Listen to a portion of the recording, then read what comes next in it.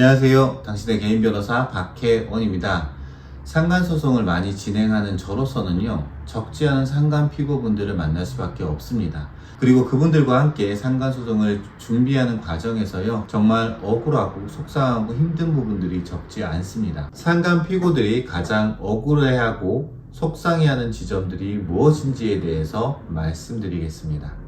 대표적인 게 이런 겁니다. 유부남인지 유부녀인지에 대해서 모르는 경우가 적지 않습니다. 에이, 어떻게 그럴 수가 있어? 라고 비난하시는 분들도 계실 수 있습니다. 그런데 정말 알기가 쉽지가 않습니다. 이혼율도 굉장히 높아질 뿐만 아니라요, 그런 것들에 대해서 물어보는 것들이 신뢰가 되는 경우들도 적지 않고요, 꼬치꼬치 물어본다는 것들은 더욱더 어렵습니다. 더군다나 그 사람의 주변 사람들한테 탐문을 하면서 확인하는 식의 것들도 불가능합니다. 만남 자체가 뭐 앱을 통해서 만나거나 동호회나 카페에서 만난 지 얼마 안 된 사이에서는요, 유부남인지 유부녀인지 돌싱인지 돌싱이 아닌지 별거 중인지 사실혼 관계 중인지 아는 경우가 극히 드뭅니다.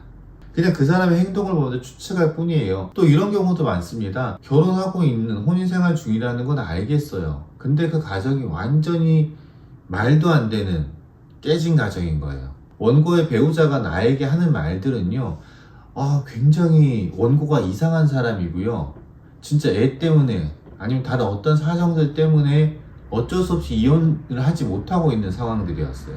불쌍하기까지. 원고의 배우자는 저에게 이렇게 말을 합니다. 협의혼 절차 들어갔어. 이미 다 끝났어. 다 정리했고 이렇게 도장 다 찍어 공증 다 받았는데 재산분할 남을 게 하나 있어가지고, 아니 아이가 지금 고3이어가지고 요거만 마무리되면 서류 절차 마무리하기로 했어. 또 이런 경우도 있습니다.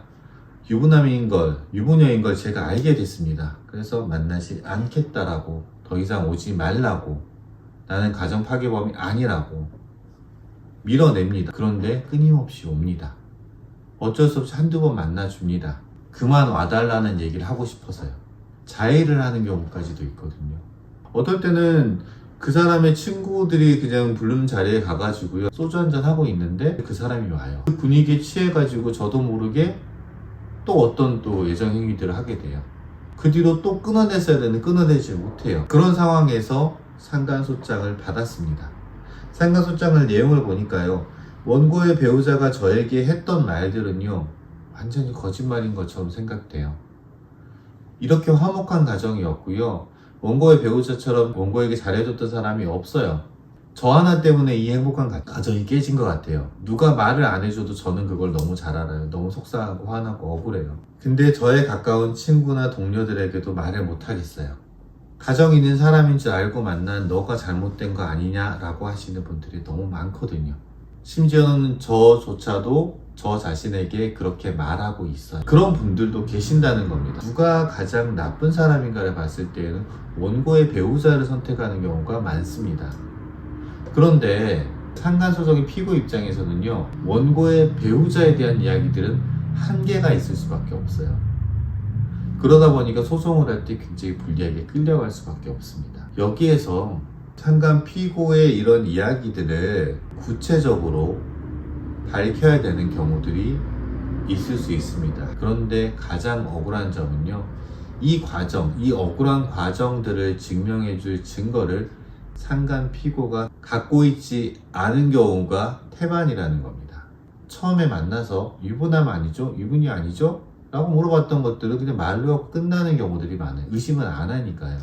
그 사람을 믿고 호감을 가지니까 교제를 시작했을 거 아닙니까?